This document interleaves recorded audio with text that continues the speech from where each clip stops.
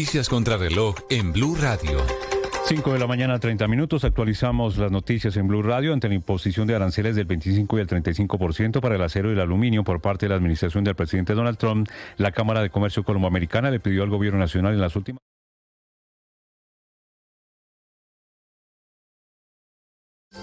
El gobierno nacional expidió un decreto de desarrollo de la Comisión Interior en la región del Catatumbo que vincula al sector de la educación. El documento establece la necesidad de adoptar medidas urgentes en materia de infraestructura y dotación educativa para los niveles de preescolar, básica, media y educación superior. Habrá prioridad para los municipios del Tarra y Tibú en norte de Santander. Líderes sociales del departamento del Chocó se sumaron a las denuncias sobre la grave situación de desplazamiento y confinamiento por los combates entre la guerrilla del ELN y el Clan del Golfo en la cuenca media del río San Juan. Según los últimos reportes de la Defensoría del Pueblo y la Iglesia Católica, alrededor de 2.000 personas han sido obligadas a abandonar sus hogares en los últimos días debido al aumento de la violencia en esta región del país. Todas las vías de acceso al departamento de La Guajira se encuentran bloqueadas por parte de comunidades indígenas, afrodescendientes y campesinos, quienes anunciaron un paro indefinido por incumplimientos del gobierno nacional. Con la intervención del senador Iván Cepeda como víctima a las 8 de la mañana se va a reanudar el juicio contra el expresidente Álvaro Uribe por el caso de soborno a testigos. La juez del caso rechazó en las últimas horas la petición de recusación formulada por la defensa del expresidente. La juez advirtió que no vulneró los derechos de ninguna de las partes y durante la diligencia el expresidente Álvaro Uribe defendió su inocencia y ratificó que nunca hizo ofertas para cambiar testimonios.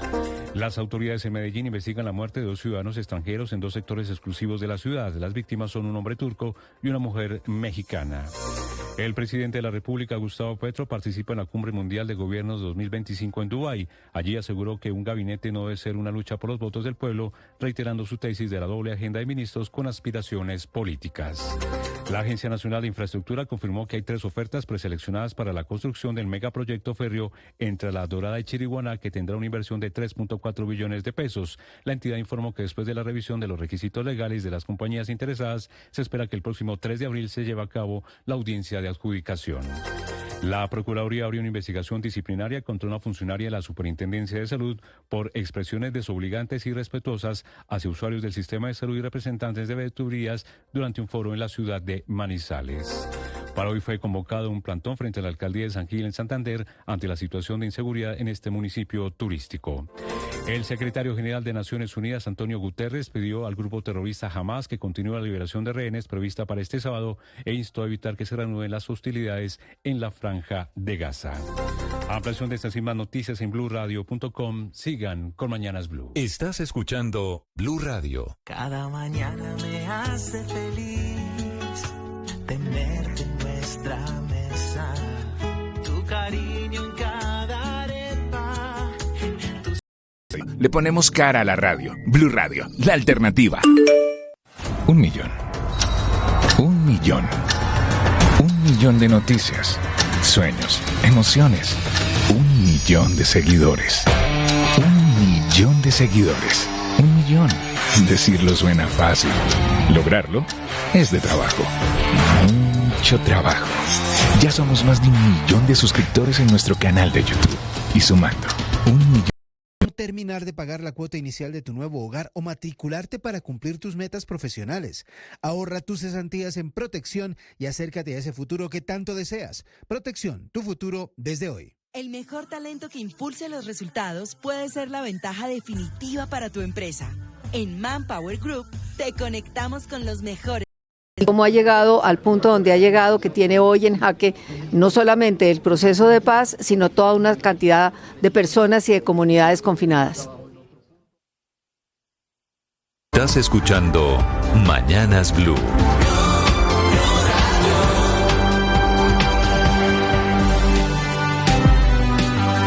Está escampando en Bogotá. Bienvenidos, es un gusto saludarlos para quienes llegan a esta hora. Aquí estamos desde Mañanas Blue, en este amanecer. Hoy es martes, es 11 de febrero, con las noticias de Colombia y el mundo.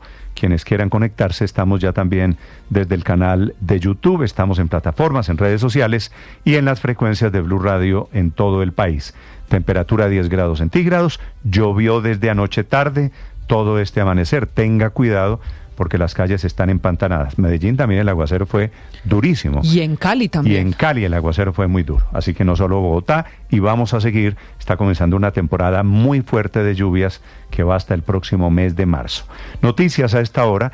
y temas de conversación en las redes sociales. Camila Carvajal. Néstor, sí señor, esta mañana las tendencias en redes sociales. Numeral, nuevo rico, nuevo pobre. Numeral, la casa de los famosos. Enfrentados también en redes sociales los dos programas del horario prime en la televisión colombiana, en los dos canales de televisión. En el reality del canal RCN ingresó Karen, que había ganado en la edición anterior. En el canal Caracol empezó esta novela Nuevo rico, nuevo pobre, que tiene en las protagonistas a Lina Tejero, que se ha robado todas las atenciones en redes sociales. También es tema de conversación una noticia del fútbol. Teófilo Gutiérrez, numeral Teo, es la tendencia porque anoche tarde confirma el Junior de Barranquilla que hay acuerdo para que Teo vuelva a su casa. Solo 6 meses celebran los hinchas del Junior. ¿No? Hasta ahora, el 30 de junio de 2025. Hasta ese día es el contrato, pero se confirma entonces para esta temporada y eso hace que en Barranquilla estén celebrando que vuelva Teo a la que es su casa. Es más, así lo anuncian en el comunicado. Teo vuelve a la que nunca ha dejado de ser su casa, que es el Junior de Barranquilla. También, Néstor, es tendencia esta mañana Dubái. Esta es una tendencia muy particular en redes sociales porque de ella están hablando no solo en el gobierno, sino también en la oposición. Dubái, para contar la agenda del presidente Gustavo Petro, esta mañana sigue participando en lo que se llama Cumbre Mundial de Gobiernos, que no es más que una reunión para hablar de inteligencia artificial y también para hablar de energías limpias. El problema es que en Colombia esta tendencia de Dubái se está adaptando para criticarle al presidente que se haya ido a este viaje oficial cuando hay tantos problemas en Colombia. Entonces se volvió una especie de reto por completar, por hacer en redes sociales.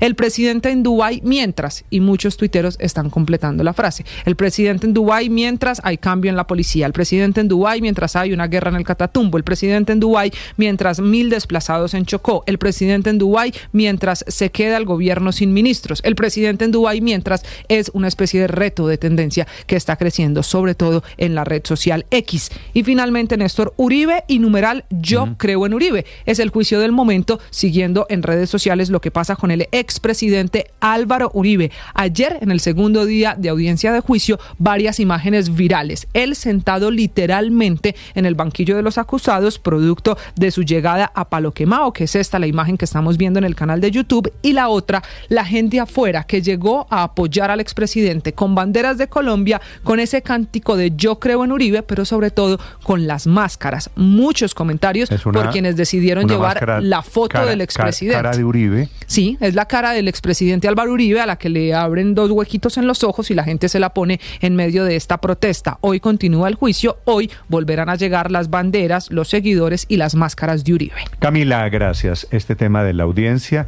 este es el primer juicio político por un tema de estos en la historia política de Colombia. Y efectivamente, quien está acusado es el expresidente Álvaro Uribe. Sus abogados presentaron una recusación contra la juez del caso, recusación que ella misma rechazó. Es la jueza Sandra Liliana Heredia, alegando falta de imparcialidad en el caso. El abogado de Uribe, Jaime Granados. Efectivamente se perciben razones, motivos que permitan establecer que la imparcialidad de la señora juez que preside este juicio se encuentra seriamente comprometida y que por eso, como garantes que se dan del debido proceso, debe separarse el conocimiento del asunto. ¿Cómo lo establecerá esta defensa en esta postulación? Va a analizar lo que denomina que tenía este capítulo de la recusación, por supuesto, un final más o menos predecible. La juez no iba a decir sí, acepto la recusación porque no soy imparcial. Ella es la juez Sandra Heredia, explicando por qué rechaza la recusación. Según lo reglado en el artículo 143 dividen, cuando no se alegan simultáneamente las recusaciones que existen en el mismo momento contra varios magistrados del tribunal, cierra comillas. Y no me voy a ser repetitiva, extensa en esas circunstancias, sino que también el rechazo ha sido decantado, repito, por la Corte Suprema. Negada la recusación, que era un asunto, por supuesto, que hubiese aplazado todo el proceso, porque era intentar una nueva juez, un nuevo juez para el caso.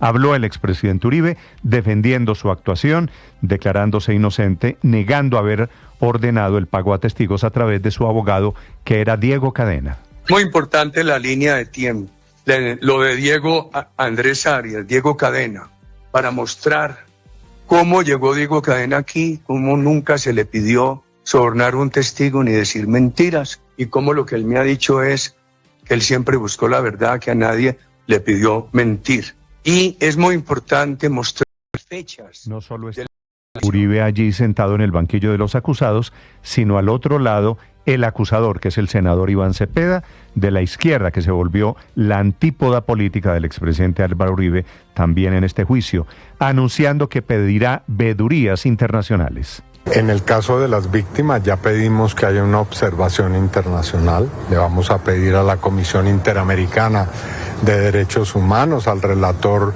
para la imparcialidad de los jueces de las Naciones Unidas y a prestigiosas organizaciones internacionales que vengan a observar este juicio en Colombia como se ha hecho con otros. Va a ser un juicio con un desenlace, por supuesto, histórico. Si va más allá de octubre de este año, el caso prescribiría, se agotarían los tiempos.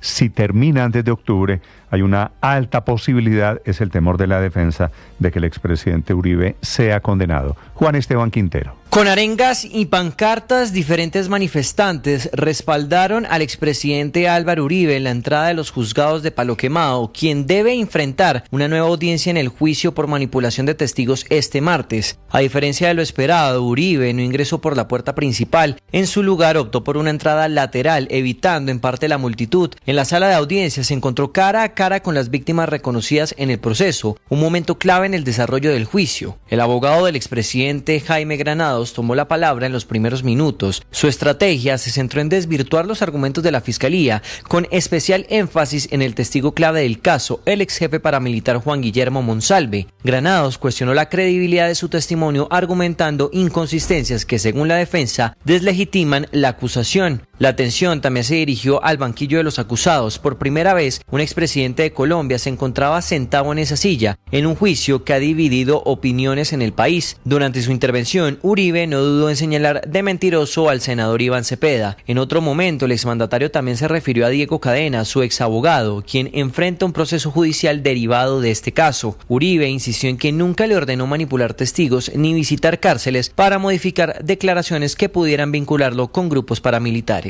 Juan Esteban Quintero, Blue Radio. Juan, 5 de la mañana, 42 minutos. El anunciado arancel que pone Estados Unidos, que entró en vigencia ayer, de 25% a todas las importaciones de aluminio y de acero en ese país, va a afectar empresas colombianas, Tecnoglass, por ejemplo, o Energía Solar, o Windus, o Tubo Caribe, muchas empresas, más de 237 colombianas, que van a dejar de ser competitivas en el mercado norteamericano. Colombia, que exporta también, por ejemplo, puertas, ventanas, marcos de aluminio, un negocio de más de 560 millones de dólares al año. La presidenta de la Cámara Colomboamericana de Comercio, la exministra María Claudia Lacutir.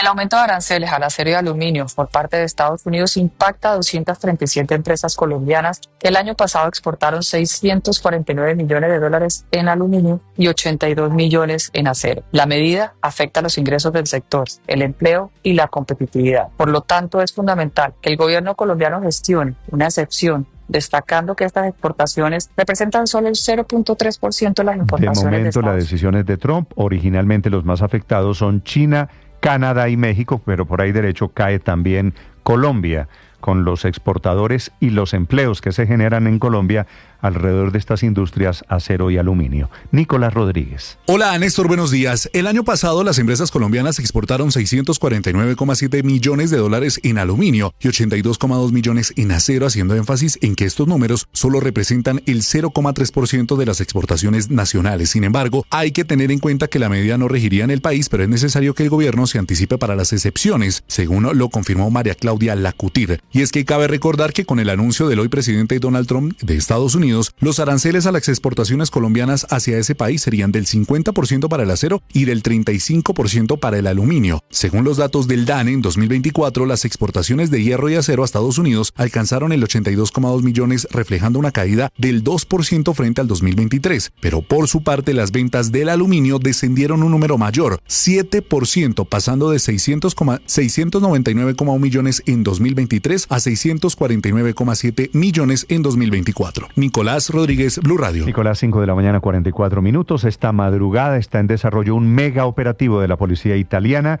Ocurre en Palermo, la capital de Sicilia, en el Mediterráneo italiano, en donde están desarticulando, acaban de arrestar a 183 personas que iban a reconstruir la Cosa Nostra, esa temida mafia siciliana. Desde Europa, Enrique Rodríguez. ¿Qué tal, Néstor? Buenos días. No es el último intento, no será el último intento de reconstruir Cosa Nostra, pero como dices, es una maxi operación de las más importantes que se han registrado contra el crimen organizado en Italia. Es la noticia del día en ese país. GR1. Lotta alla mafia, maxi blitz dei carabinieri. In queste ore a Palermo oltre 180 arresti, manette fedelissimi di Cosa Nostra e boss scarcerati, tornati nel capoluogo siciliano per controllare estorsioni e narcotraffico. Extorsión y narcotráfico son dos de los delitos, entre otros muchos, de los que se acusa a estos detenidos. Intento de homicidio, como decíamos, extorsión agravada con métodos mafiosos, el tráfico de estupefacientes, uso y posesión de armas. La investigación está siendo llevada a cabo por carabineros. Unos 1.200 agentes de ese cuerpo militar se han desplegado en las últimas horas en Sicilia y ha mostrado, como decíamos, este intento de reconstruir Cosa Nostra, pero también de estrechar las alianzas con la mafia siciliana, la de la 'Ndrangheta, y con la mafia de Calabria del sur. Los protagonistas de esta última reorganización son una vez más los jefes que fueron liberados hace apenas un año, como Tommaso Lopresti. Es un hombre enormemente conocido en Italia por ser uno de los jefes del crimen organizado, pero también porque hace menos de un año celebró sus bodas de plata matrimoniales. ¿En dónde? En la iglesia de San Domenico de Palermo, en Sicilia, donde está precisamente la tumba del juez Giovanni Falcone, uno de los mayores símbolos de la lucha contra la mafia.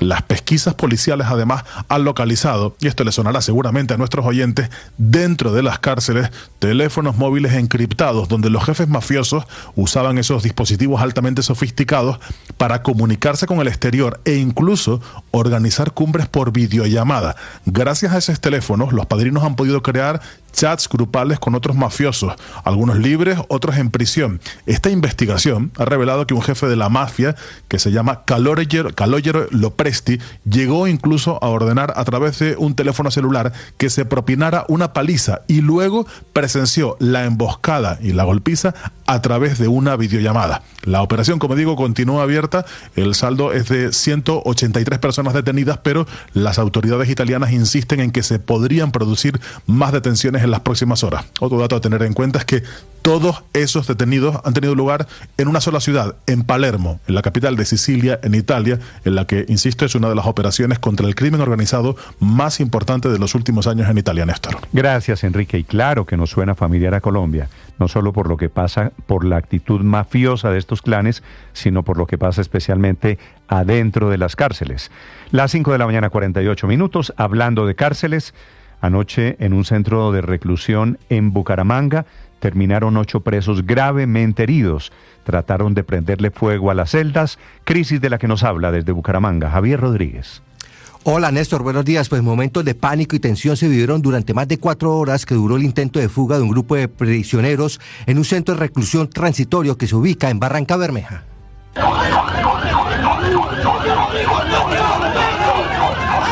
En el lugar hay 270 personas detenidas, Néstor, y trataron de prenderle incluso fuego a las celdas donde se encontraban. 8 resultaron heridas con objetos contundentes y armas cortopulsantes. La coronel Adriana Gisela Paz, comandante de la policía del Magdalena Medio.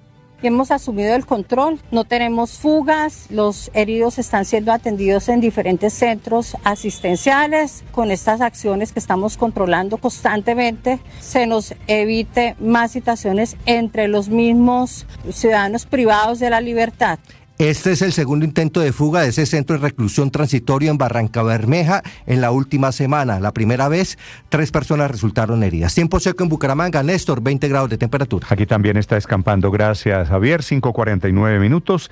Hubo acuerdo finalmente entre Naturgas, los productores de gas, y la comunidad indígena de Taganga para trabajar juntos y sacar adelante el megaproyecto que es Sirius, ese en cuyas manos está puesto el futuro del gas en Colombia. Marcela Peña. Hola Néstor, buenos días. Seguramente usted recuerda que el año pasado el proyecto de gas Sirius 2, que es muy importante para que el país deje de importar gas natural, estuvo en la cuerda floja por cuenta de una tutela de la comunidad indígena de Taganga. Esa comunidad dijo que iniciar las exploraciones sin consultarle a ellos era violar su derecho a la consulta previa. Aunque finalmente un juez de segunda instancia permitió que Sirius siguiera adelante, quedó en en el ambiente la idea de que el proyecto va a tener problemas con las comunidades. En ese contexto, la presidenta de Naturgas, Luz Estela Murgas, se reunió con Ariel Daniels de Andrés, el gobernador de ese cabildo indígena, y acordaron trabajar juntos para que el proyecto se haga de cara a las comunidades. Que nosotros somos amigos del proyecto Sirius o Uchuapo. Para nosotros, independientemente de cualquier nombre, lo que nos interesa es el proyecto, y ese proyecto será un proyecto vital para la seguridad energética de Colombia. Y es que el camino por delante para Sirius 2 no es nada sencillo. Quedan 116 consultas previas solo para desarrollar el ducto de conexión entre el campo de producción y tierra firme. A eso hay que sumarle que la compañía se demora 3 años en poner en producción el proyecto luego de obtener todos los permisos y todas las licencias. Hoy la fecha de entrada estimada es 2029 y hasta que no llegue ese momento y ese gas, Colombia tendrá que seguir importando. Marcela Peña, Blue Radio.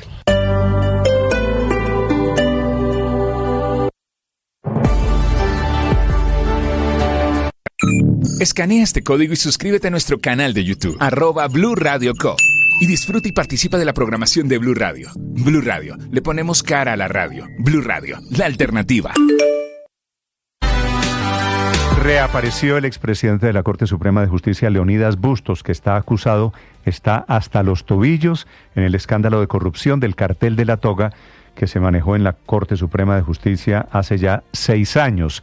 Está fugitivo, apareció en una audiencia virtual aparentemente desde Canadá. Le insistieron en la audiencia que dijera dónde estaba y él no quiso, explicando sí por qué, en su teoría, tuvo que salir huyendo de Colombia. Y también quiero dar una explicación acerca de por qué no me encuentro en el país. Tuve que salir precipitadamente del país porque fui objeto de varias agresiones físicas, las cuales denuncié en su oportunidad directamente en la oficina del fiscal general. Lo hice por escrito y en una de esas amenazas, la última que se me hizo, casi que se atentó contra mi vida. De modo pues que por eso tuve que ausentarme del país. Y lo que dijo en esta audiencia Leonidas Bustos es que como él ha encabezado investigaciones contra el expresidente Uribe, sugiriendo que es víctima del uribismo.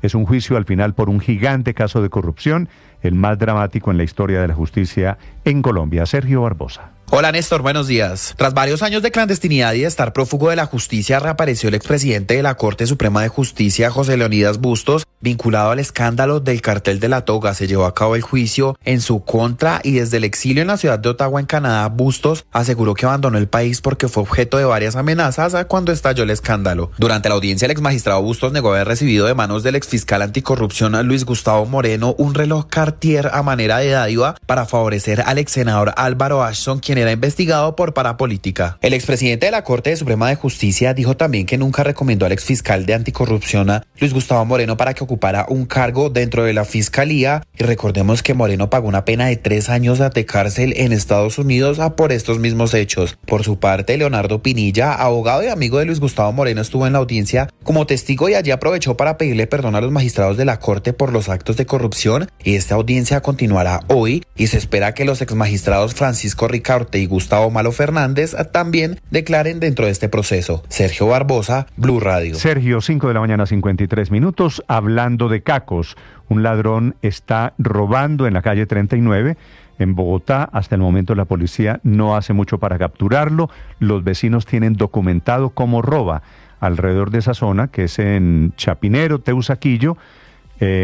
Espera que se forme el trancón para robarle el celular a las víctimas, en caso de que usted pase por esa calle 39. Felipe García. Hola Néstor, sí señor, y es un hombre que está plenamente identificado a través de videos no solo de cámaras de seguridad, sino de vecinos del sector que lo han visto robando en varias oportunidades. Este delincuente, según varias denuncias, ya lleva más de una semana atracando pasajeros en Transmilenio, aprovechando justamente el trancón que se forma en la estación de la calle 39 por la avenida Caracas, para meterse entre los buses, colgarse de las ventanas y robar celulares. Este último atraco quedó grabado en un video de celular de uno de los vecinos de ese sector de la ciudad. En las imágenes se ve cómo este hombre se toma el tiempo de esperar los buses, revisa con detalle para determinar cuál pasajero está hablando por celular y de ahí se sale de la estación, se mete entre el trancón de los buses de Transmilenio, se trepa por las afueras de los buses y le rapa el celular a una mujer. Luego de esto, este descarado ladrón sale del trancón, se sube al andén, revisa que nadie lo venga persiguiendo y una vez cumple su cometido, saca el celular de la víctima y empieza a revisarlo para ver si está desbloqueado y así sacar la información de la persona a la cual se lo rapó en plena vía pública en hora pico. Minutos después, según denuncia el mismo ciudadano,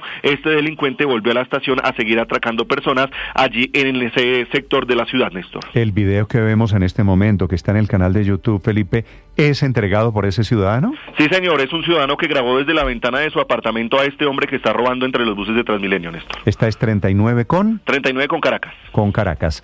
Felipe, 5 de la mañana, 55 minutos. Denuncia el alcalde de Bogotá que hay 5 hoteles que fueron descubiertos robando agua. El robo es de más de 1.200 millones de pesos. Generaban una especie de bypass para saltarse el medidor y alteraban ese sistema de la autoridad de acueducto en Bogotá para robarse agua por cantidades millonarias.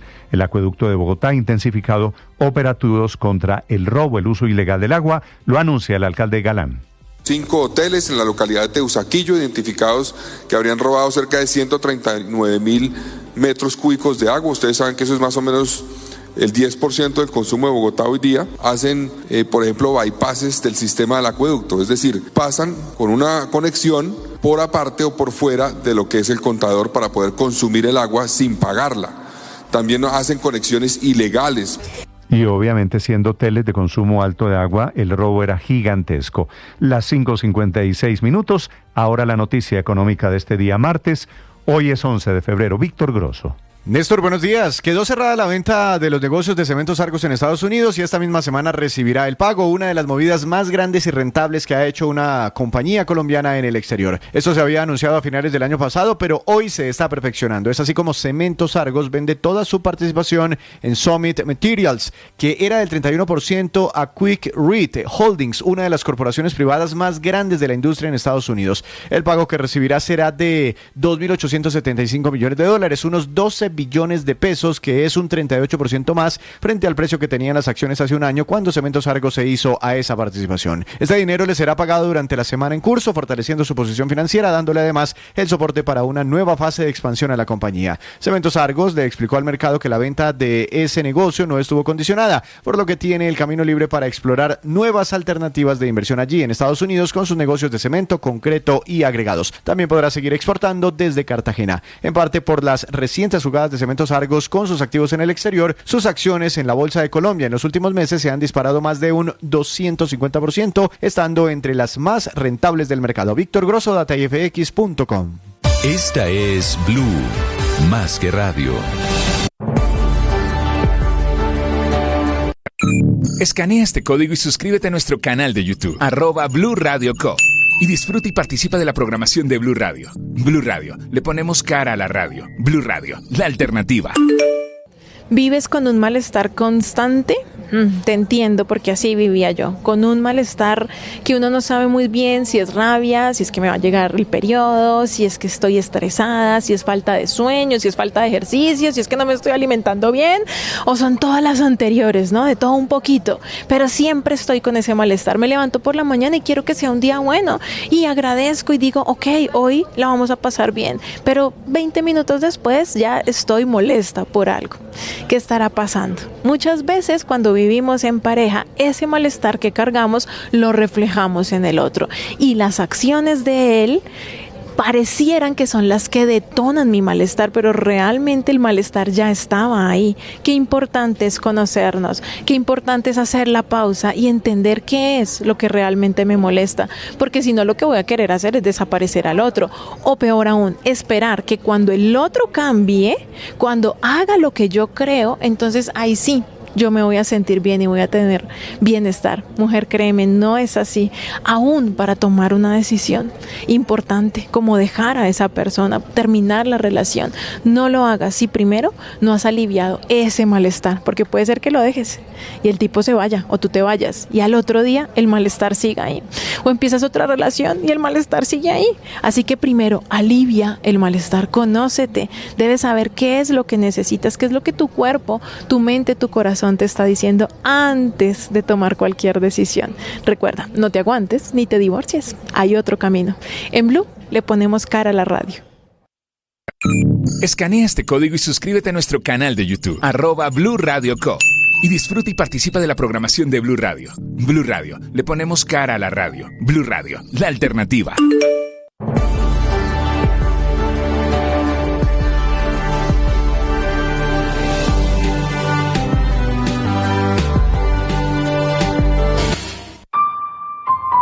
El periodismo no tiene apellidos. Es siempre honesto, independiente y comprometido con la verdad. El periodismo no es amigo del poder, lo vigila. Hoy, Mañanas Blue les ofrece periodismo con contexto. Las dos caras de la moneda, sin exageración, sin especulación. A partir de este momento, Mañanas Blue es periodismo en radio. Bienvenidos.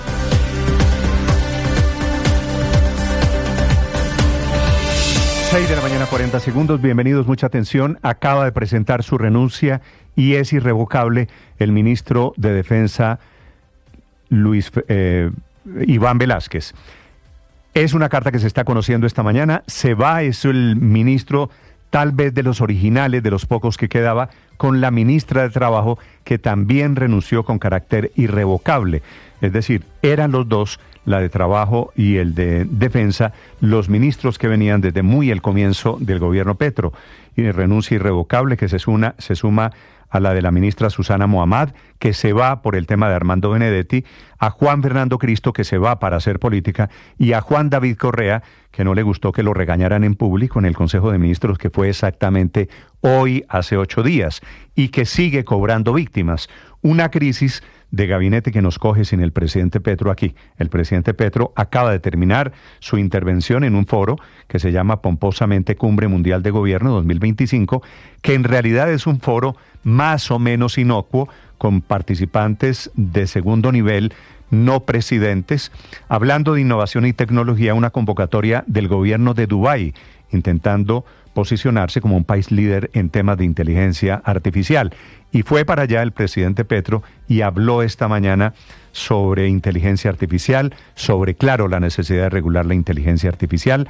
Habló sobre la nube, diciendo que la nube es el gran riesgo para la humanidad. De América Latina solo están en esta cumbre presidentes como el de Colombia y el de Guatemala, de Europa solamente el de Polonia. Los organizadores destacan en el discurso inaugural la presencia de Elon Musk, que es el hombre más rico del mundo, la antípoda política del presidente Gustavo Petro, que seguramente se vieron allí, seguramente se evitaron, seguramente se reconocieron. Bienvenidos, ya vamos a hablar de este tema del presidente Petro en Dubái, mientras aquí su gabinete se desintegra de a pedazos. Repito la noticia de esta mañana, la renuncia del ministro Iván Velásquez con carácter irrevocable a la cartera de Defensa. No sobra decir que deja un país totalmente incendiado, con una situación de orden público muy diferente a la que tomó en agosto del año 2022 cuando llegó al gobierno. El ministro Velásquez, que deja hirviendo la situación en el Catatumbo, en Chocó y en el suroccidente de Colombia. Le aceptaron la renuncia también al ministro del Interior, Juan Fernando Cristo. Nombraron a su viceministro, que es Gustavo García, como ministro encargado. La decisión la firma el ministro de Salud, Guillermo Alfonso Jaramillo, en cuyas manos estamos, que es quien ejerce funciones presidenciales.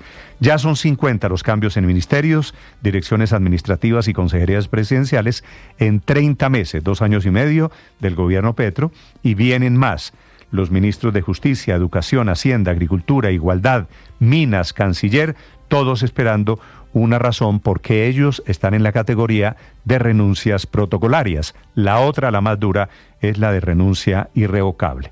El que también fue firmado es el decreto con el que el Gobierno Nacional cita a partir de hoy a sesiones extraordinarias en el Congreso de Colombia, hoy martes 11 de febrero, hasta el viernes, que es 14, para arrancar el debate de la reforma a la salud. El gobierno espera que esta semana la plenaria de la Cámara apruebe los 39 artículos que están pendientes, que vienen desde el año pasado en este segundo intento por sacar adelante la reforma a la salud. pero no están renunciando hoy solo ministros. Hoy comienza el empalme porque también se va de una manera críptica, misteriosa, el general Salamanca, que estaba en el cargo desde mayo del 2023 como director de la policía. Sacan del retiro a otro general, Carlos Fernando Triana, que ya estaba retirado, estaba en Everfit, pero volverá a ponerse el uniforme para ser el director general. El general Triana había sido comandante de la policía en Bogotá, fue en algún momento inspector general. Otra vez el gobierno decide reincorporar a un oficial que ya había salido del servicio para ponerlo en la cabeza de la institución. Sobre la salida del general Salamanca hay dos versiones. Una, que cayó por la crisis, esa que pidió el propio presidente Petro antes de partir en su viaje a Dubái, de que renuncien todos a ver cómo es el remesón que viene. Esa es una posibilidad. La otra, muy fuerte, es una versión que hay en los pasillos de la policía, y es que Salamanca se va afectado por el escándalo del contrabandista de Papá Pitufo, por un audio que reveló la revista Semana, en el que el mismo Papá Pitufo dice que su red de contrabando pone y quita a directores de la Policía Fiscal y Aduanera, y a su antojo, y que en Pereira había puesto a un primo lejano de Z1, y Z1 es el código clave para referirse al director de la policía. Así que, acercándose la mano de Papá Pitufo al general Salamanca, tal vez, y eso no se ha confirmado, el general Salamanca encuentra un motivo para abandonar el gobierno. Se va el general Salamanca, digo, en la misma condición en la que se va el ministro de Defensa, con una situación de orden público muy difícil en Cauca, Chocó y el Catatumbo, desde donde tendremos reportes enseguida. Esta mañana también es complicada la situación en Chocó por cuenta de los combates que se han desatado allí del ELN con el Clan del Golfo en la zona del Medio San Juan. Solo en el río San Juan, 2.000 familias indígenas están confinadas y ya llegaron los primeros desplazados a Buenaventura, Medellín o Pereira. En el mismo Chocó hay otros 1.000 desplazados pidiendo que respeten la vida de los civiles. Nuevamente, la carne de ese terrible sándwich de la guerra, repito, enfrentamientos del ELN allí en Chocó con el Clan del Golfo.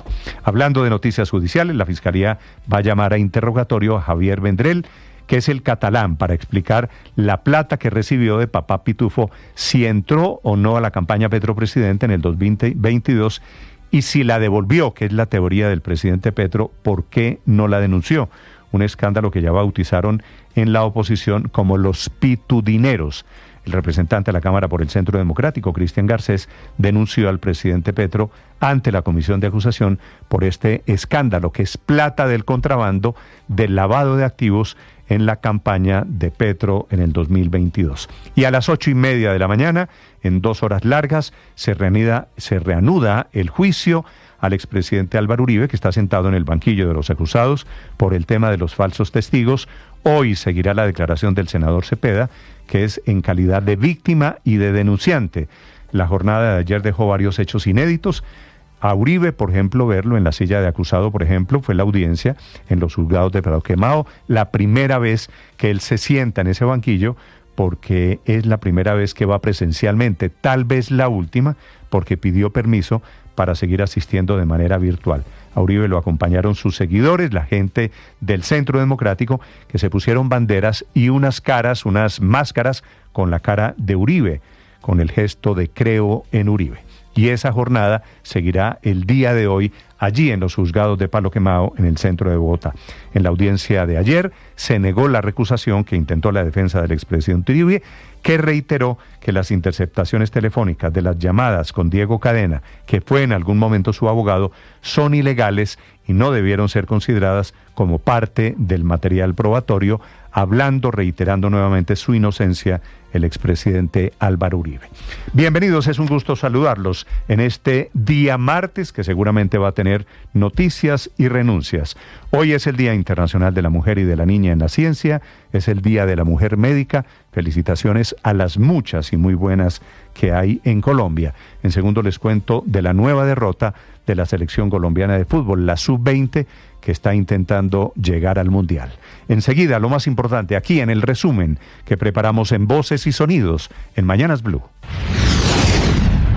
Esa productividad entonces da más mercancías, porque el capitalismo no produce sino mercancías, más venta, más ganancia hasta el infinito y más allá, diría la película cómica. Citando la película Toy Story, el presidente Gustavo Petro pronunció un discurso esta madrugada desde Dubái, en donde participa en la Cumbre Mundial de Gobiernos 2025. Allí habló sobre inteligencia artificial. Haciendo una analogía sobre el capitalismo, el presidente Gustavo Petro dijo que la tierra prometida ahora es la nube y que empiezan a llegar los tiempos del fin con la infinitud numérica. No es un mundo de locos que de pronto se le ocurrió, sino que está conectado con una reacción del capital muy temerosa que empieza a ver que llegan los tiempos del fin. Y todo esto a pesar de las críticas por su largo viaje a Emiratos Árabes y también por la crisis ministerial y la situación de orden público en el país. El general William Salamanca presentó su renuncia como director de la Policía Nacional. Lo sucederá en el cargo el general Carlos Triana, que regresa al retiro. El Ministerio de Defensa, en un comunicado, confirmó la salida del general Salamanca y la designación del general Triana en el cargo. El director de la Policía Nacional, general William René Salamanca Ramírez, ha solicitado su retiro de la institución, decisión que ha sido aceptada. El general Carlos Fernando Triana estaba en uso de buen retiro, al frente de la caja de sueldos de retiros de la policía. Es el tercer general que regresa a la línea de mando para asumir la dirección de la institución. Este cambio en la dirección de la policía se da en medio de la crisis del gabinete ministerial. Oficialmente, Juan Fernando Cristo deja de ser el ministro del Interior. Su renuncia fue aceptada por el ministro de Salud, Guillermo Alfonso Jaramillo, que está a cargo de las funciones presidenciales, y nombró a Gustavo García como ministro encargado. Esto dijo Cristo antes de salir del cargo. En el gobierno lo que hay es un gabinete diverso, plural. El petrosantismo es ciencia ficción, como aquellos también que se inventan, por ejemplo, hablando de acuerdos nacionales que están en riesgo las elecciones del 2026. También presentó su renuncia a la ministra de Agricultura, Marta Carvajalino, que insistió en su malestar con Armando Benedetti. Nosotros hemos sido bastante francos al interior del gabinete. El señor presidente es quien define quién entra o quién no entra al gabinete, y las discusiones, digamos, frente a esa figura pues han sido públicas. Yo creo que no tendría nada más que decir. También presentó su renuncia, pero esta vez protocolaria, la ministra de Justicia, Ángela María Buitrago, aunque esta vez con un tono más neutral. Yo creo que queda suficientemente claro que yo no genero ningún choque con ninguna persona. Yo respeto a todas las personas. Desde ese punto de vista, respeto la posición de las personas que manifestaron algo en particular. No soy quien para juzgar a una persona, los jueces tendrán que hacerlo.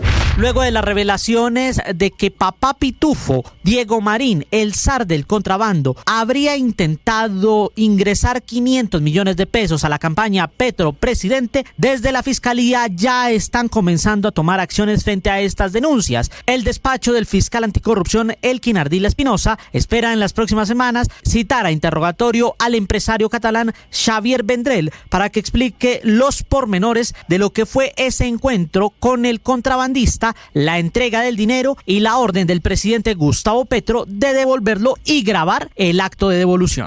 Arrancó formalmente el juicio contra el expresidente Uribe, quien está señalado de compra de testigos. La juez rechazó la recusación que le hizo la defensa del exmandatario. Uribe, junto a su abogado defensor, insistió en su inocencia por la presunta manipulación de testigos. Nunca hice directamente ni a través del doctor Diego Cadena ofertas, menos para mentir. El abogado Jaime Granados. Álvaro Uribe Vélez no determinó a nadie, ni al abogado Diego Cadena, ni a ninguna otra persona, para que faltara la verdad o se engañara a la administración de justicia. Tras su primera argumentación del caso, la defensa de Uribe recusó a la jueza argumentando falta de garantías, solicitud que fue rechazada por la juez por falta de sustentación. Para el senador Iván Cepeda, víctima en el caso, se trató de una maniobra para dilatar más el caso. En el caso de las víctimas ya pedimos que haya una observación internacional. Le vamos a pedir a la Comisión Interamericana de Derechos Humanos, al relator para la imparcialidad de los jueces. Tras varios años de clandestinidad y estar prófugo de la justicia, reapareció el exmagistrado de la Corte Suprema de Justicia, José Leonidas Bustos, vinculado al escándalo del cartel de la toga. Y desde el exilio en la ciudad de Ottawa, en Canadá, Bustos aseguró que abandonó el país porque fue objeto de varias amenazas luego de que estalló el escándalo del cartel de la toga. Y también quiero dar una explicación acerca de por qué no me encuentro en el país. Tuve que salir precipitadamente del país porque fui objeto de varias agresiones físicas, las cuales denuncié en su su oportunidad directamente en la oficina del fiscal general.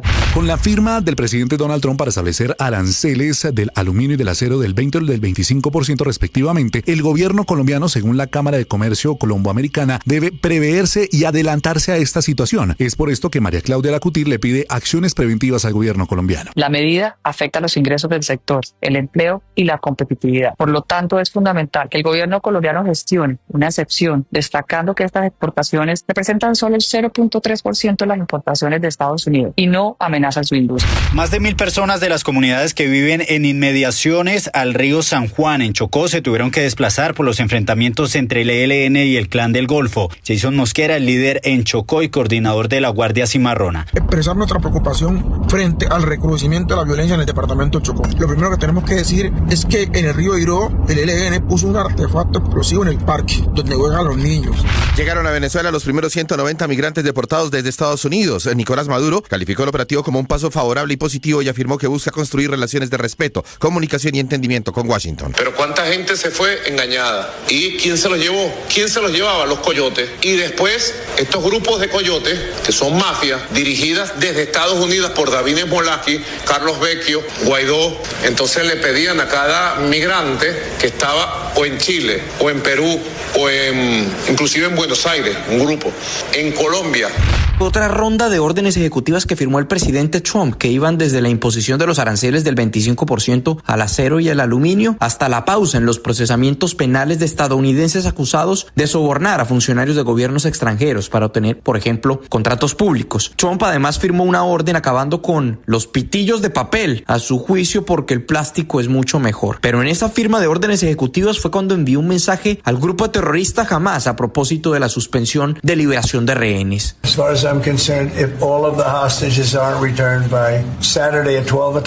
Si todos los rehenes no son regresados para el sábado a las 12, lo que yo diría es que cancelen el cese al fuego y que permitan que un infierno se desate en Medio Oriente, advirtió el presidente Trump. Los drones militares israelíes vuelven a zumbar sobre el cielo de la ciudad de Gaza y buques de guerra se acercan a la costa de la franja. Son las primeras señales de que el alto al fuego está a punto del colapso, tras el anuncio de Hamas de que suspende la entrega de rehenes. Dudi Salmamovich, quien es abogado israelí, familiar de los rehenes y fundador del Foro de los Rehenes, culpa a Trump de agitar el avispero. Personalmente, dice, preferiría que nadie de los dos lados hiciera ningún movimiento. Son 183 las personas arrestadas en las últimas horas en Palermo, la capital de Sicilia, en una operación de los carabineros que ha desarticulado un nuevo intento por reconstruir la cúpula de Cosa Nostra, la mafia siciliana. Los detenidos en esta operación, en la que han participado 1.200 agentes de carabineros, están acusados de asociación criminal de tipo mafioso y tráfico de drogas, entre otros delitos. Colombia sumó su segunda derrota en el hexagonal final del Suramericano Sub-20 que se disputa en Venezuela. Justamente lo ha hecho frente a la selección de Argentina. Somos una familia y creo que todos dejamos sangre, lo que toque que dejar en la cancha. Teo Gutiérrez volverá a ponerse la camiseta del Tiburón por cuarta ocasión, por lo menos así lo han confirmado en un comunicado de prensa, en donde también anuncian que está todo pendiente para realizarse el chequeo médico y luego de eso estampar la rúbrica, la firma que lo vincula por cuarta ocasión al equipo de sus amores. Estás escuchando Blue Radio. La nueva camioneta Hyundai Kona rompe las reglas. 1 millón. 1 millón. 1 millón de noticias, sueños, emociones. 1 millón de seguidores. 1 millón de seguidores. 1 millón. Decirlo suena fácil. Lograrlo es de trabajo. Mucho trabajo. Ya somos más de 1 millón de suscriptores en nuestro canal de YouTube. Y sumando, 1.010.000. Sumando, 1.020.000. Y sumando. Blue, más que radio. Llegó la hora de fluir con el planeta. Y actuar para proteger las reservas de agua que nos quedan. Día a día podemos hacer algo para unirnos a la corriente del cuidado del agua. No es un chiste. Debemos cuidar el agua. Unirnos a la corriente de las acciones sostenibles hará la diferencia. Todos podemos ser protagonistas de esta gran historia. Cuidar el agua, la corriente que nos une. Una campaña de Caracol Televisión, Blue Radio y La Calle. Colombia es un país de guerrillas y de múltiples violencias. La ciudad aún no se repone del secuestro masivo de 140 personas. Tras la firma de la paz con las FARC en 2016. Mientras renuncian uno a uno sus ministros, Felipe, el presidente Petro está esta mañana en Dubái, en un foro en el que también está paradójicamente el señor Elon Musk, que es el gran invitado por el gobierno de Dubái, que es uno de los Emiratos Árabes. Allí el presidente Petro hablando de inteligencia artificial, hablando de la nube, hablando de Buzz Lightyear, hablando de Toy Story, hablando de todo un poquito. Yo pensé que les iba a decir que acabaran con el petróleo para hacer la transición energética. Pero veo que no. Lo invitaron, Felipe, y allá fue el primero en asistir. Está como gran invitado, al lado del presidente Petro, el de Guatemala, el presidente de Guatemala, y el de Polonia. Esa es la gran cumbre mundial, no hay nadie más. Elon Musk fue a inaugurarla porque el gobierno de Dubái, al contrario, está intentando posicionarse como un país líder en temas de inteligencia artificial. Son las 6:20 a.m, van a escuchar ustedes la declaración, el discurso de 23 minutos. Bueno, no todo, por supuesto. Lo más importante del presidente Petro esta mañana. Slobodan Wilches.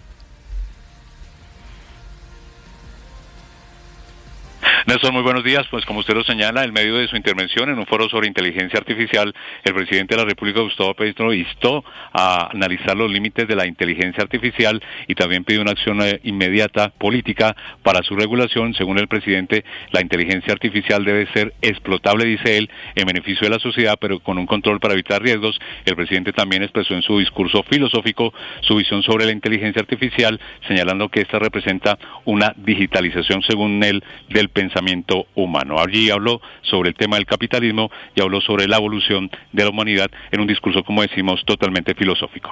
Y entonces, la ley general del capital es ser más y más productivo de una manera infinita, porque más y más productivo es producir más y más y más con una menor unidad de trabajo, y esa productividad entonces da más mercancías, porque el capitalismo no produce sino mercancías, más venta, más ganancia hasta el infinito, y más allá, diría la película cómica.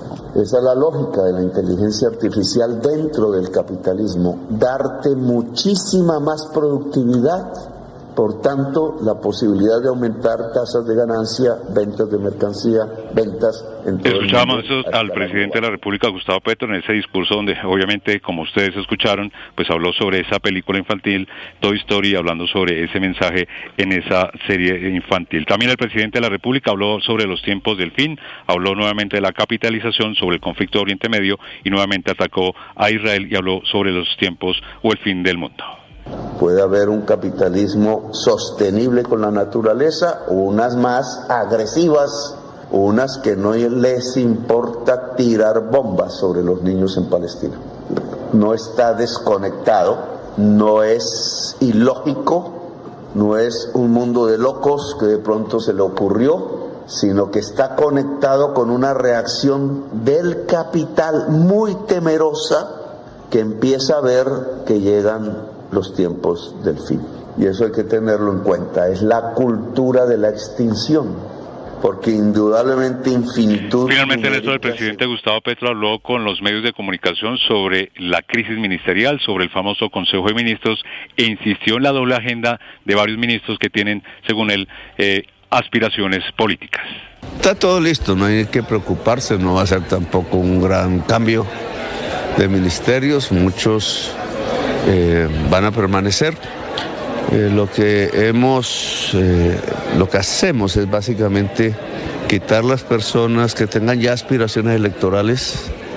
No es sano que se combinen aspiraciones electorales y al mismo tiempo administración pública. No se hace ni lo uno ni lo otro. Todo, Néstor, esto ocurre en medio de las críticas de diferentes sectores políticos por ese viaje del presidente de Emiratos Árabes, en medio precisamente de esa crisis ministerial que él menciona y sobre la situación de orden público muy difícil que afronta el país en varias regiones. Slobodan, gracias. Esta es una nueva voz del presidente Felipe esta mañana, que se van solamente los que tienen aspiraciones electorales. Es decir, de pronto la crisis del gabinete no va a ser tan grande, ¿no? Pero, a ver, el presidente dice que no va a ser tan grande. Sí va a ser grande, Néstor. Salvo que el ministro de Defensa esté aspirando a qué, a hacer qué o qué. No, Felipe, de pronto este mensaje del presidente es que ¿quiénes son los que tienen aspiraciones electorales? La ministra Mohamed, tal vez el ministro Camacho, el ministro Cristo, que ya le aceptaron la renuncia, la ministra de Trabajo, Gloria Inés Ramírez. El ministro de Salud, de golpe. Ya el cambio es grande, Néstor, porque pues ya el cambio es grande, Néstor. El número de cambios que están se van unos pocos ministros, no, la pregunta es ¿quiénes quedan? Se va la mitad del gabinete, al menos, digamos, y se va y además miembros del gabinete, pues importantes, representativos políticamente. Pero yo sospecho, la Susana Mohamed o el ministro Cristo. No creo que Francia Márquez, por ejemplo, tenga aspiraciones electorales y están considerando el reemplazo de la vicepresidenta Francia Márquez. Pero en probablemente no, pero lo importante no de creo esta que el ministro de Cultura, Juan David Correa, se haya ido porque tenía aspiraciones electorales, se fue por un tema que no le gustó en el gobierno. Por eso en esto se van muchos más de los que tienen aspiraciones. Unos pelearon con el presidente, pero lo importante de esta declaración, Néstor, es que es una versión distinta de las motivaciones por las cuales hay cambios, porque la motivación que el presidente había sostenido y defendido desde el día del Consejo de Ministros es que había que atraer personas distintas al núcleo duro, digamos, del petrismo, porque había que hacer el sancocho y tal, la coalición de gobierno, y ahora ya no es la coalición, sino unas personas pues que se tienen que ir porque simplemente tienen aspiraciones y eso resulta incompatible con su ejercicio. Este segundo motivo tampoco es el que es verdad, pero se acerca más al primero. La verdad, ese cuento del sancocho y de que es que la división entre petristas y puros y no puros, todo eso era un invento justificativo pues para dar alguna explicación de por qué sostener a Armando Benedetti, a quien no se sostiene por esas razones, sino que se sostiene pues porque el presidente tiene un asunto personal con él, cualquiera que sea, y trata de justificarlo de mil maneras. Entonces, pues ahí algunos caímos, digamos, en la carnada de caer en el análisis de si es que se iba a abrir el gobierno a otras fuerzas o no. Nada, todo eso era mentira. El gobierno está Benedetti no para atraer nuevas fuerzas políticas, sino para sostener a Benedetti, que él en sí mismo tiene, digamos, un peso específico propio. Esto todavía falta un capítulo, Felipe, que es quiénes llegan al gobierno, con quién van a reemplazar a estos muchos ministros que van a salir. Ese pedazo todavía no. Le aseguro que llegan peores. Eso sí, mejores no van a llegar peores. Calle esos ojos, Felipe. Son las 6 de la mañana, 26 minutos. Pues callo los ojos, Néstor, pero es que bueno, no sé, el presidente yo creo que se va a rodear de áulicos peores. Felipe, eso porque por ejemplo, el mejor ejemplo Correa es era el un tipo casi seguro sensato, ministro sabía del su Interior. tema, perdón, Héctor.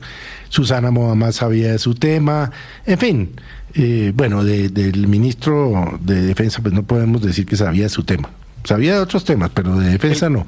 Pero van a llegar otros peores. Pero es que yo creo que un buen ejemplo es el casi seguro ministro del Interior, que independientemente de que llegue o no llegue, simboliza bien, que es el doctor Jaime Duzán. Pues sí, eso no cambia nada, digamos. Es una persona que siempre ha estado cerca al presidente Petro y evidentemente conoce el Congreso, pero digamos, entre el ministro Cristo y el ministro y el eventual ministro Duzán. Pero usted me está dando la razón, llegan peores. Esperemos que lo nombren. Claro, Felipe. No, yo le estoy si dando llega Duzán anterior, entonces usted me está concediendo tempranamente la razón. Esperemos que se lo va nombren. Cristo para que llegue Duzán, pues peor. No se anticipen, señores, no se anticipen. Hoy el ministro del Interior es quien era el viceministro, que es el doctor García, que fue nombrado en calidad de encargado. Oiga, pero vio cómo le aceptaron la renuncia a Cristo de rápido. No, pues en 30 segundos. Ya Cristo se fue rápidamente del gabinete. Me parece, Felipe, que todos los ministros a quienes les han aceptado la renuncia, los que están renunciando para irse con la intención de irse, están saliendo muy regular del gabinete. Son las 6 de la mañana, 28 minutos. La última renuncia, la de esta mañana, atención, la noticia del momento es que se va el ministro de Defensa. Felipe, Iván Velásquez. Iván Velásquez estaba en el Ministerio de Defensa desde agosto del año 2022. Es de los pocos, de los originales. Usted se acuerda que de eso solamente quedaban de Defensa y la ministra de Trabajo. Ambos se van. Ella, tal vez la Gloria doctora Ramírez, Susana Muhammad, Néstor. Tal vez ella está desde el principio. También tiene razón, Susana Muhammad. Susana Muhammad. El gobierno Petro, Felipe, en promedio le duran 19 meses, un poquito menos de 19 meses en promedio los ministros. ¿Qué sabemos, Ricardo, de la renuncia de Iván Velásquez, el ministro de Defensa? Néstor, que efectivamente en medio de la renuncia de la cascada de dimisiones de todos los ministros, efectivamente el doctor Iván Velásquez presentó esa carta de renuncia. Cumpliendo la directriz del presidente de la República en el sentido de que todos los ministros y directores de departamentos presentaran su carta. En este caso, la carta del ministro Velásquez es irrevocable, lo cual evidentemente hace que su salida del gobierno sea simplemente cuestión de horas. Como ustedes lo dicen, de los pocos ministros de la primera camada, del primer gabinete del presidente Gustavo Petro, que quedaban. Quienes están preocupados por la situación de orden público, quiero decirles, tienen razón. El ministro de Defensa se va dejando una mala, crítica situación de orden público. Ya les vamos a contar del Catatumbo. Y no solo él, se va también el director de la policía, el general Salamanca, en medio de muchas versiones, de muchas especulaciones, inclusive una grabación que lo relaciona con el famoso papá Pitufo. César Chaparro.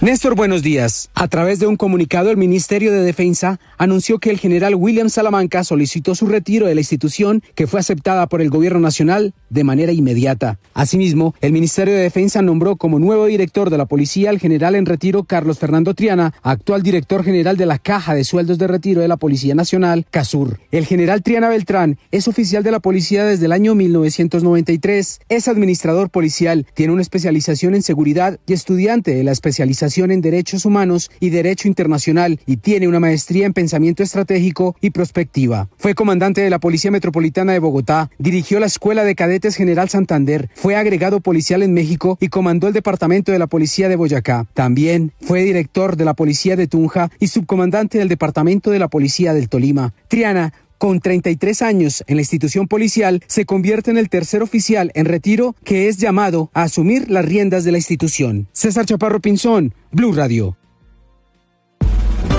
Ricardo Ospina es periodista. Está en Mañanas Blue. Son las 6:31 a.m. Iván Velásquez era el último ministro del primer gabinete del presidente Gustavo Petro que quedaba en su cargo.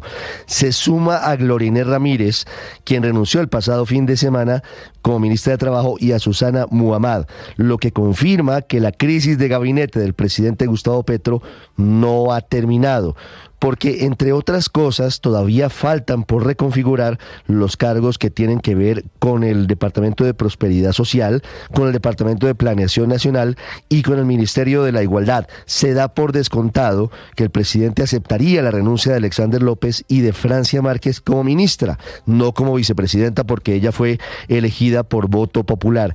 Hay un gran interrogante sobre lo que pasará con Gustavo Bolívar al frente del DPS. Lo que es confirmado es que el presidente Gustavo Petro está tomando decisiones a cuentagotas sobre el futuro de su gabinete y pareciera destinado y convencido en intentar reconfigurar lo que significó el Gabinete de Unidad Nacional con el que comenzó su mandato. Un gabinete en el que estaban figuras como Alejandro Gaviria, Cecilia López, José Antonio Ocampo y otros integrantes de lo que se llamó el Centro Liberal que tenían asiento en ese gabinete. La gran inquietud es saber si a estas alturas del partido, a 18 meses del fin del mandato y a pocos meses del inicio de la campaña para Congreso y para presidente, los partidos políticos estarían dispuestos eventualmente a volver al redil, a tener ministerios como representación de su apoyo al jefe del Estado. Y quedan muchas inquietudes sobre el futuro del del sector defensa. A pesar de las críticas contra Iván Velásquez, contra el general William René Salamanca, ahora la incertidumbre es saber quién va a asumir esa cartera tan importante para retomar el control territorial en el Catatumbo, en el Bajo Cauca, en el Chocó y en otros departamentos del país que hoy están en grave crisis. Sumado esto al futuro de la agenda legislativa del gobierno. Asume, encargado del ministro del Interior, Gustavo García, quien, a pesar de ser un hombre destacado, no tiene la experiencia frente al manejo del Congreso de la República. En sus manos tendrá el futuro de las 5 grandes reformas que el presidente Gustavo Petro intenta todavía sacar adelante. La primera, la reforma a la salud. Anoche fueron convocadas sesiones extras y no parecería que haya ambiente para avanzar en esas discusiones, sumada a la reforma laboral, a la reforma tributaria y a otros elementos fundamentales del gabinete y del programa de gobierno del presidente Gustavo Petro, que mientras está fuera del país y lejos de Colombia, sigue tomando decisiones sobre el futuro de su gabinete presidencial y del último tramo de su mandato. María Camila Orozco es periodista. Está en Mañanas Blue.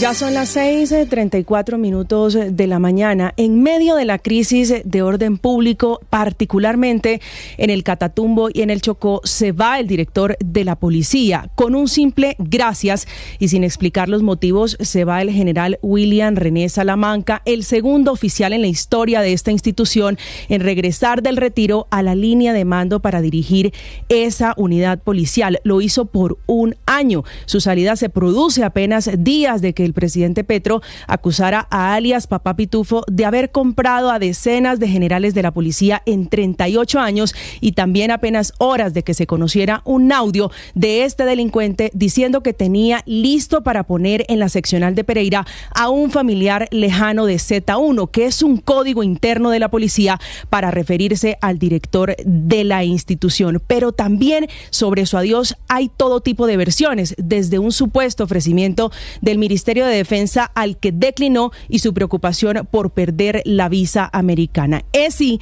el segundo director de la policía que sale del gobierno Petro, por el que reconoció que votó, aunque en su bitácora hay una incautación y sin número de alijos de droga y el hecho de llevar a Colombia a ocupar la presidencia de Ameripol, que es la Comunidad de Policías de Américas, se va sin mayores glorias o golpes por mostrar contra la delincuencia, que a lo largo de su carrera fue su fuerte. Para reemplazarlo, el gobierno está manteniendo la línea de reincorporar a un retirado, un oficial que paradójicamente cayó en la purga que impulsó el presidente Gustavo Petro. Llega el general Carlos Fernando Triana, que deja la dirección de la Caja de Sueldos de Retiro de la Policía Nacional, conocida como CASUR. Es un curtido oficial que fue inspector de la policía, comandante de la Policía Metropolitana de Bogotá y ahora máximo comandante de la policía. Llega a ese cargo con varios retos. Van desde cumplir las metas de erradicación forzosa que la policía cumplió casi a regañadientes a final de 2024 y operar con la inteligencia que está desmontada y por supuesto la realidad de todos los grupos ilegales envalentonados. Paola Ochoa es periodista. Está en Mañanas Blue. 6 de la mañana, 36 minutos y 237 empresas colombianas impactadas con los nuevos aranceles de Donald Trump a los productos de acero y de aluminio. Aranceles del 25% y casi 240 empresas colombianas que van a pagar esos platos rotos según los cálculos de la Cámara Colombo-Americana AmCham, tras el decreto firmado ayer en la Casa Blanca en una medida que afecta principalmente a Canadá, México, Brasil, Corea del Sur y Vietnam, que son los 5 grandes proveedores de estos productos en los Estados Unidos, pero un golpe que también afecta a Colombia, que si bien no es un jugador tan importante como los otros, sí tiene, sin embargo, una participación del 0.3% en las importaciones totales de los Estados Unidos, sobre todo un destino muy importante para nosotros, para las exportaciones colombianas, fuente de empleo y de ingresos para 237 empresas del país que suman exportaciones anuales por $649 millones en productos de aluminio y unos 82 millones en productos de acero, según los datos del DANE, siendo lo más exportado de todo marcos, ventanas y puertas de aluminio, con ventas por $566 millones y un 75% del total de estas ventas externas, con rol protagónico, además de una de las empresas más emblemáticas y más empleadoras del Caribe colombiano, como lo es Tecnoglass, con 10.000 empleados directos, con sede en Barranquilla, con acciones listadas en Wall Street, en la bolsa Nasdaq, y dedicada a la fabricación de vidrio arquitectónico y productos de aluminio para la construcción en los Estados Unidos y también en otras partes y en otros países del mundo. Hoy, sin embargo, una de las empresas colombianas en la lona con los nuevos aranceles de Donald Trump.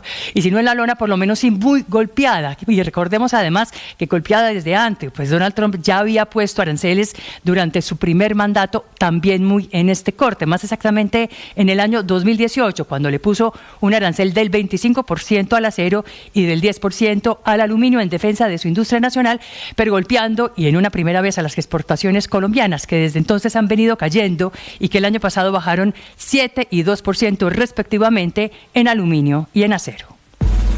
Camila Carvajal es periodista. Está en Mañanas Blue.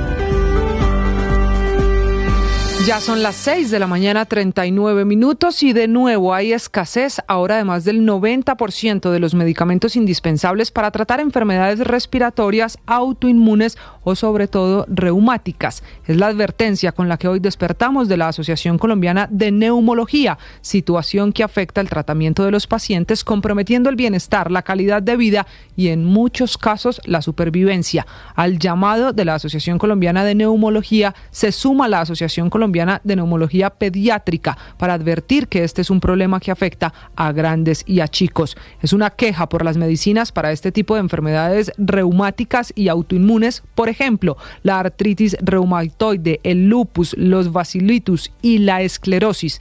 Todas enfermedades de altos costos que hoy deben recibir un tratamiento continuo para evitar recaídas, daños irreversibles en órganos, hospitalización, discapacidad o complicaciones graves de los pacientes. El problema es que faltan medicinas, pero esto parece un círculo en el que no hay salida, porque los médicos y las asociaciones médicas advierten que si estos pacientes recaen o complican los síntomas de la enfermedad, van a terminar en urgencias, van a necesitar hospitalizaciones y atenderlos va a ser más costoso para un sistema que hoy no les está entregando las medicinas a tiempo. Por ejemplo, la falta de continuidad en las medicinas y en los tratamientos lleva a un acelerado deterioro en la enfermedad, obliga a hacer terapias que son más costosas, que aumentan también las necesidades de hospitalización en un sistema que ya no tiene cómo garantizar la prestación del servicio. Es hora de escuchar a estas asociaciones, las colombianas de neumología y neumología pediátrica, que alguien resuelva la crisis, porque en esta en particular, en la del sistema de salud,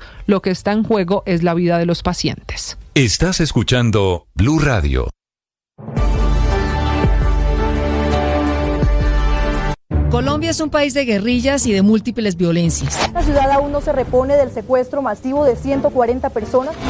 Tras la firma de la paz con las FARC en 2016, solo sobrevive un grupo insurgente, el Ejército de Liberación Nacional. El ELN es una organización político-militar. Aquí no puede entrar cualquiera.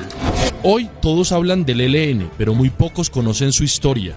Y esta serie documental titulada ELN, Entre Fusiles y Diálogos, 60 años de la guerrilla más vieja de América Latina, podrán escucharla en Boombox o en su plataforma de audio favorita. Boombox. Gracias a ustedes. Nuevamente Mañanas Blue con Néstor Morales es el programa hablado más escuchado y visto de las mañanas en Colombia. Les vamos a contar noticias de Colombia y el mundo. Bienvenidos esta mañana y alerta. 1 millón de gracias por estar cerca. Blue, más que radio.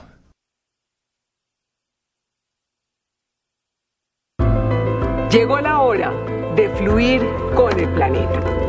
Y actuar para proteger las reservas de agua que nos quedan. Día a día podemos hacer algo para unirnos a la corriente del cuidado del agua. 6:42 minutos. Buenos días, Padre Linero. Buen día, Néstor. Como siempre, con ánimo, con fuerza, iniciamos nuestra jornada confiando y creyendo que todo va a estar bien. Escampó en Bogotá, pero va a seguir lloviendo, Padre. ¿Va a seguir lloviendo? Va a seguir lloviendo. Porque mire, cuando amanece la mañana mojada, yo sufro, porque el frío es más fuerte. Aprenda a disfrutar la mañana mojada. Va a tocar. Maluco también es bueno. Bueno. No, sí, tiene usted la razón, hay que gozarse del presente. 6:42, tema de hoy, Padre. Oiga, Néstor, a mí me impresiona mucho que X, la red social, se ha vuelto casi como un archivo. Uno dice algo y después uno lo olvida. Y cuando uno cambia de posición, le recuerdan. ¿Qué le recordaron, padre? No, me han recordado todo tipo de cosas, pero lo que pienso fundamentalmente es en la memoria. Néstor, qué frágil es la memoria, ¿no? Uno olvida cosas. Yo había hecho un comentario de algún jugador, ¿verdad? Y lo había olvidado. Y me la recuerdan. Ahí se la cobran, claro. Ahí mismo me la recuerdan. Como corresponde. Yo he dicho, no, este no juega bien, este no sé qué, este no sé cuánto, y ahí me lo recuerdan. Pero estoy pensando es en lo frágil de la memoria, en cómo uno de alguna manera solo recuerda lo que le conviene, o cómo uno construye los recuerdos de tal manera que esté bien uno. Sí. Es un ejercicio, una habilidad, yo creo que hay que destacarla. ¿Cómo no se vuelve una mentira? Porque hay otros que lo que hacen es mentir, lo que hay otros que cogen la historia y la vuelven, tú sabes. Quiero hablar de memoria. Ya viene el padre Linero, 6. La retuercen. La retuercen. Dicen que pertenecieron a grupos o a sectores o que vivieron momentos de la historia. No me metan bien en esos temas. No se metan en eso.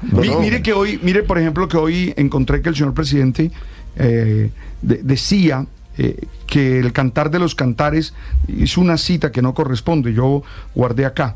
Dice: hay un tiempo para cada cosa, como dice el Cantar de los Cantares. Dijo el presidente. Sí, eso dijo el señor presidente. No, Cantar de los Cantares no dice eso. Solo dice Ese es un libro del Antiguo Testamento, el sí, Cantar de los Cantares. El Cantar de los Cantares es un libro del Antiguo Testamento, pero lo dice es el Eclesiastés, el Kohelet, como dirían los hebreos, en el capítulo 3. Ahí sí dice tiempo para. Hay tiempo para reír, tiempo para llorar, tiempo para... Sí, me pareció, y con gusto hago la corrección, porque si citan la Biblia, a mí me llama la atención. Véalo como un lapsus del presidente. Sí, claro. Era el Eclesiastés y no el Cantar de los Cantares. Tal cual. Sí. Ojalá fueran así todos los lapsus. Ricardo, buenos días. ¿Qué tenemos en deportes hoy? Hola, Néstor. Feliz mañana. Mire, a esta hora está en desarrollo el sonado juicio a Luis Rubiales. ¿Recuerda el del beso no consentido a la española Jenny Hermoso? El hombre está declarando ante las autoridades. Y en España, curiosamente, hay comunicado de Mapi León. Ustedes recordarán que ayer les contamos de la imagen y el video captado de los tocamientos indebidos a la defensora colombiana Daniela Caracas. Pues la jugadora del Barcelona dice que no hay ningún tocamiento de zona íntima, así que este tema está escalando, este tema está creciendo en un momento determinado. Incluso hasta la Asociación de Futbolistas Españoles, la AFE, se ha metido ya con comunicado a bordo. Y atentos porque lo de la NBA y el debut de Doncic fue una verdadera locura. No me va a decir nada de la selección Colombia, que volvió a perder anoche. Es que usted me toca la fibra que más nos duele. La segunda derrota de Colombia en el Sudamericano. No salió bien el partido frente a Argentina. Eso sí, los resultados, el juego de fondo nos dio una mano entre chilenos y paraguayos.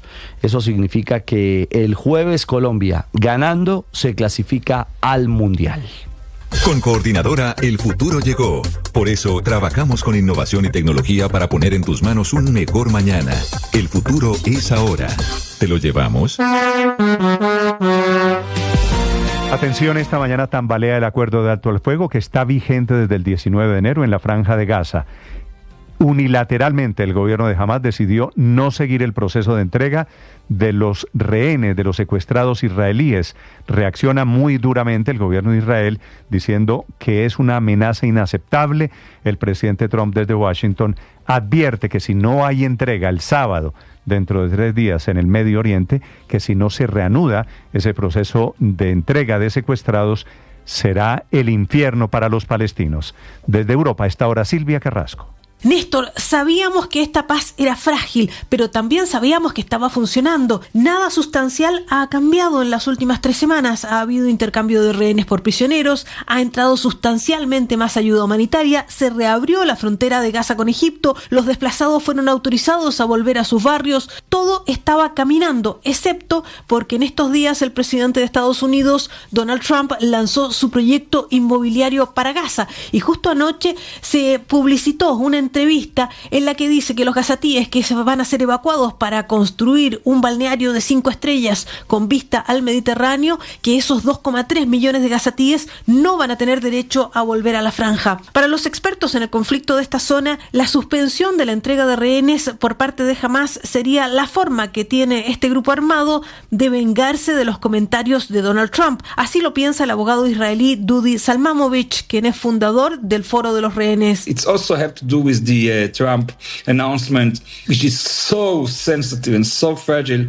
Tiene que ver con el anuncio de Trump, dice, esto es tan delicado y tan frágil, preferiríamos que nadie fuera tan escandaloso, que no hablaran tanto ni actuaran, e incluso que no se movieran, dice. Lejos de calmar las aguas ante la decisión de Hamás, Donald Trump dice que les da hasta el sábado a mediodía a los combatientes de Hamás para entregar a todos los rehenes. Si no es así, dice, va a estallar el infierno. Saturday at 12 o'clock, and after that, I would say all hell is going to break out. And I don't think they're going to do it.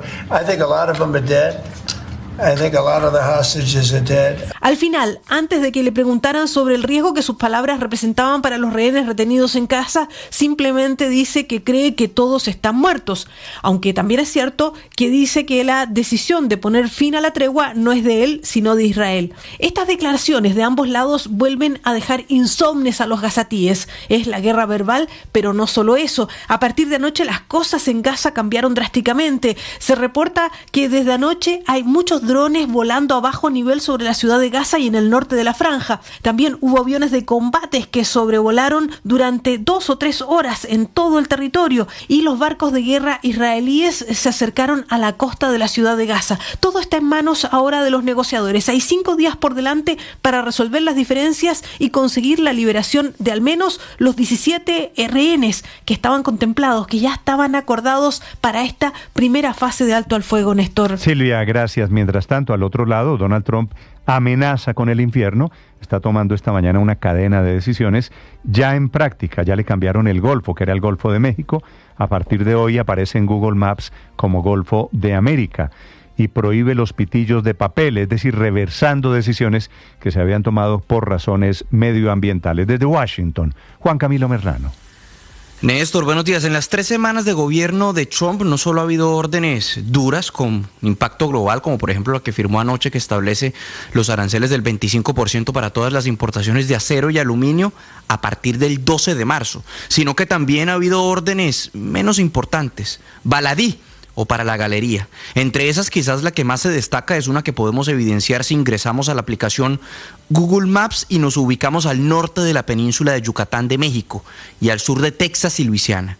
El antiguo Golfo de México ya aparece referenciado, al menos en la aplicación de Google Maps, porque en la aplicación de Maps de Apple no aparece así, pero aparece referenciada en la aplicación de Google como el Golfo de América, 2 días después de que Trump lo sobrevolara y firmara la orden ejecutiva declarando el 9 de febrero como el Día Nacional del Golfo de América. Esta mañana la Casa Blanca en sus redes está compartiendo profusamente el video del nuevo Golfo de América, sacando pecho por lo que para sectores demócratas, particularmente aquí en Estados Unidos, es una victoria pírrica que no le baja el precio a los huevos, ni a las hipotecas, ni a los créditos. A esto se suman otras medidas, por ejemplo, una que puede parecer menor, pero que Trump dice es de austeridad, la tradicional moneda de 1 centavo, la que es conocida como el penny, se está cesando su producción a través de una orden ejecutiva que expidió el presidente Trump, instruyendo al Departamento del Tesoro para que no produjera más esta moneda, porque dice Trump que es un derroche de recursos, porque producir 1 centavo cuesta más de 2 centavos. Pero no ha sido la única orden baladí. Desde el fin de semana el presidente Trump ha levantado una ofensiva brutal en contra de los pitillos de papel, a tal punto que firmó otra orden ejecutiva reversando una política de Biden para promover la producción de los pitillos de papel por objetivos medioambientales. La reversó Trump. La orden de Trump instruye a que se regrese a los pitillos de plástico. Dice el presidente que los pitillos de papel son asquerosos y que se te disuelven en la boca. Y en honor a la verdad, Trump en esta pelea tiene la razón. Néstor. Hay momentos de la vida que no se pueden interrumpir. Cuando usted está en una cita romántica con la mujer de sus sueños y cuando la va a besar, justo lo llaman de la portería y le dicen: ay, don Frank, le llegó un paquetico. Con recaudo anticipado de coordinadora, paga antes de la entrega sin estar en casa.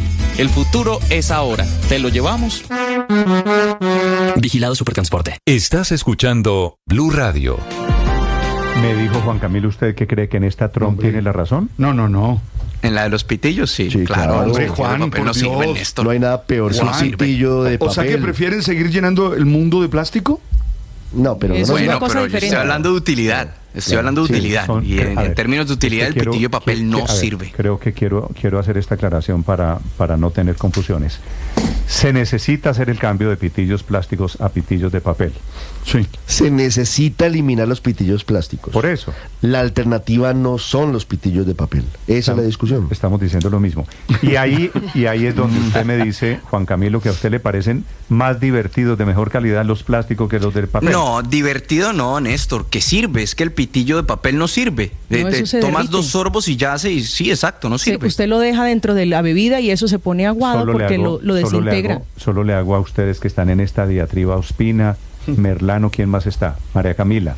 Trump. María Consuelo también. Trump. Pero a mí me preocupan los pitillos. Un tal Donald. A mí me preocupan las tortugas con los pitillos plásticos en la cabeza. ¿Han considerado la posibilidad de tomar sin pitillo? Sí, claro. Yo lo hago, por ejemplo, yo lo hago. Pero cuando traen la bebida con ese pitillo es desagradable, entre otras cosas. Quitas el pitillo, lo botas y tomas ahí. Si le parece desagradable, ¿para qué lo usa? No, yo no uso pitillo, ¿sabe? Estamos diciendo lo mismo. Y si no llevas el pitillo tuyo, el pitillo ese que se lleva, ¿de qué material es eso? ¿Cuál? ¿Como bambú, tal vez? Sí, o sea, la vaina está tan jodida que tiene uno que llegar con su propio pitillo. De metal, pitillo de metal. Hágame el favor. No jodas. Pero Néstor, es lo que tú decías.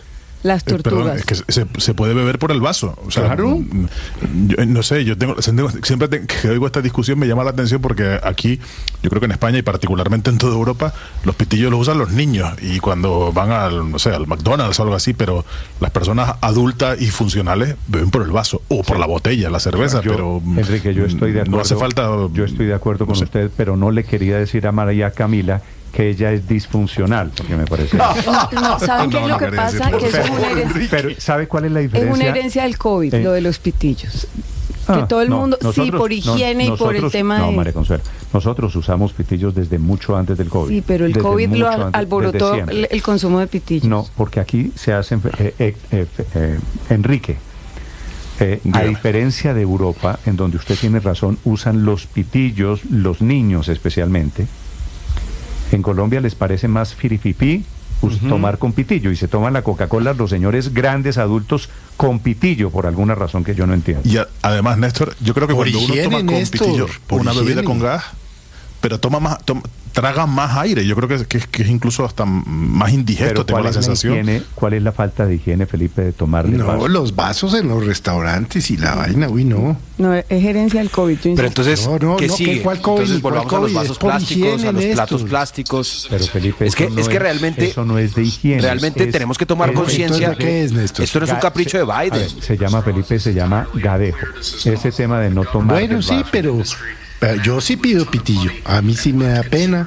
Y estoy totalmente de acuerdo con Juan Camilo. Los pitillos para alguien como Felipe de papel no sirven y como para Juan nada. Camilo, para alguien como Felipe, como Juan Camilo, que no les gustan los de papel y están en todo su derecho, venden los pitillos de aluminio que pueden llevar ustedes en su maletín o en su bolso todo el tiempo y usarlo. Lo que sí tenemos que cobrar conciencia es que esos pitillos de plástico, ¿saben dónde terminan? En la boca de una tortuga, terminan en los peores lugares. Yo sé el argumento ecológico, ese lo entiendo y lo comparto. Entonces el tema es cómo botarlos, no usarlos. Para efectos, es que me parece que es una falsa dicotomía. Es que no es reemplazar el pitillo de plástico por un pitillo de papel o de cartón o de material reciclable. Como metálico, como los que usan los argentinos para el mate. Es salir del pitillo, que me parece que no tiene nada de malo, la verdad. El cuento de que es de aseo puro y físico. A mí sí me gusta el pitillo. Me parece más higiénico, me parece mejor. Es obvio. Gadejo, dice usted. ¿Quién anda chupando un vaso que ha chupado todo el mundo en una cafetería? No, bueno, y hay gente que no puede beber directamente del vaso. Al Linero, por ejemplo, le gusta así. Sí, a mí particularmente yo creo que hay que cuidar el planeta y que el plástico hace mucho daño. Después de esto, entonces vamos a volver a los vasos plásticos. ¿Usted se tomaría una Coca-Cola, por decir algo, en el mismo vaso que en el turno anterior se tomó, por decir algo, el gaministro? Si lo lavaron no tengo ningún problema. Si lo lavaron no tengo ningún problema. No le meta política a esta discusión. A ver, cuando va una persona... Es que es política, Néstor. Felipe, que los pitillos acaban en la barriga de las tortugas. Es política. Después de que usted va, el vaso que usted usó, lo lavan. Sí, lo lavan. ¿Qué tan bien lo lavan? Pero, por ejemplo, la gente con Parkinson no puede tomar del vaso. No puede tomar y necesita pitillo. En Bogotá los juegan. Claro, la gente... Exacto, los juegan, iba a decir. Los no, pero si vamos a eso, entonces los cubiertos, el cuchillo, el tenedor, la cuchara. Todo plástico. Claro, también es terrible. No, tiene razón, Víctor. Imagínese uno. Me llama mucho, Felipe, la atención su pudor. Pero come del mismo plato, pues porque le sirven en el mismo plato en donde comió la persona. Que también jugaron. Que también tomó del vaso. Y chupa del mismo cubierto, de la misma cuchara, o se toma la sopa con qué, con pitillo. Usted no ha visto que la gente Felipe, lo primero que hace es limpiar los cubiertos con la servilleta. Felipe, me perdona la pregunta. Pero la servilleta también está tocada y no, si nos ponemos a pensar en todo eso. Felipe, a la gente que me dice que está con usted y que el pitillo y no sé qué, Felipe, ¿con qué se toman la sopa en un restaurante? Pues con la sopa que se tomó la sopa la anterior también, ¿no? Con la cuchara. Con la cuchara. Con la cuchara del señor. Eso, con la cuchara, perdón. Media hora antes que usted. Sí, y otra cosa que ha debido permanecer, Néstor. Si hay algo que aprendimos con el COVID, es que cuando uno habla, escupe. O sea, eso no lo teníamos todos tan claro. Pues yo no lo tenía antes del COVID. Vamos a poder vivir. Y entonces yo no entiendo por qué quitaron los tapabocas en los restaurantes y llega el mesero con el plato en la mano y dice, ¿para quién es esta carne? Quedó contaminada. ¿Por qué les quitaron los tapabocas? Felipe, usted me está confirmando, usted sabe lo mucho que yo lo quiero. Hemos sido amigos durante muchos años. Las personas tan asquientas no deberían salir de la casa. El Consejo del Ministro le diría lo de Bolívar. Las personas asquientas no deberían salir de la casa. Está de un nivel de chochera, Felipe, seres humanos. Insoportable. Sí. No, Néstor, y la copa del aguardiente. ¿Cuándo? Pero si le das asco los otros, el problema es que le dan asco a los otros seres humanos. El problema no es ni el pitillo, ni el vaso, ni el tapabocas. Es que los otros seres humanos le repulsan. Felipe, le pregunto a usted y a la gente que ¿Y usted por qué pone cosas en... A mí no me repulsan los seres humanos, algunos. Felipe, y los que votaron por aquel en el 22 también. Ya, Felipe, ya no le meta política a esto. Bueno, era solo para decir que la decisión del presidente... Bueno, pues yo estoy de acuerdo. ¿En qué vienen?